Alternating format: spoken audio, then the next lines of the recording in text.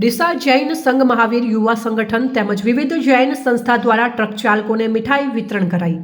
જૈન સમાજના સાધુ સાધ્વીજી મહારાજ એક તીર્થ સ્થળથી બીજા તીર્થ સ્થળ પગપાળા વિહાર કરતા હોય છે, ત્યારે તે સમયગાળા દરમિયાન હાઈવે ઉપરથી અનેક ટ્રક ચાલકો પણ પ્રસાર થતા હોય છે। ત્યારે સાધુ સંતોની સલામતી અને સુરક્ષા માટે ડીસા જૈન સંઘ મહાવીર યુવા સંગઠન અને વિવિધ જૈન સંગઠનો દ્વારા એક નવી પહેલની શરૂઆત કરવામાં આવી હતી,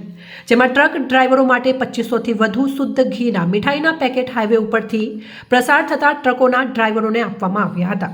તેમજ તેમને સંદેશ આપવામાં આવ્યો હતો કે આપ જ્યારે હાઈવે પર ડ્રાઇવિંગ કરી રહ્યા હોય ત્યારે ત્યાંથી પ્રસાર થતા સંત મુનિઓ તેમજ સાધ્વીઓની બાજુમાંથી પ્રસાર થતા હોય ત્યારે આપનું વાહન ધીમેથી ચલાવજો। આ મીઠાઈ સાથેના સંદેશના કારણે આવનાર સમયમાં સંત મુનિઓને થતા અકસ્માતમાં ઘટાડો જોવા મળશે અને આ મીઠાઈ ભર્યા અભિયાનને કારણે ટ્રક ડ્રાઈવરો પણ ખુશ જોવા મળી રહ્યા હતા।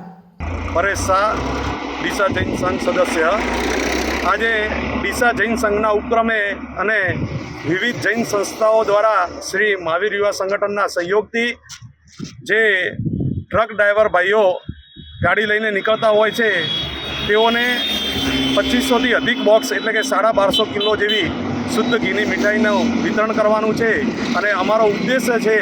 કે જે સાધુ સંતો પગે ચાલી અને એક ગામથી બીજે ગામ જતા હોય છે તેમની સુરક્ષા રહે એ માટે એક સંદેશ ડ્રાઈવર ભાઈઓ સુધી પહોંચાડવા માટે જૈન સંઘના એક આદેશથી આ કાર્ય કરી રહ્યા છીએ। અને અમારા આપના મીડિયાના સહયોગથી અમારો મેસેજ ટ્રક ડ્રાઈવર ભાઈઓ સુધી પહોંચે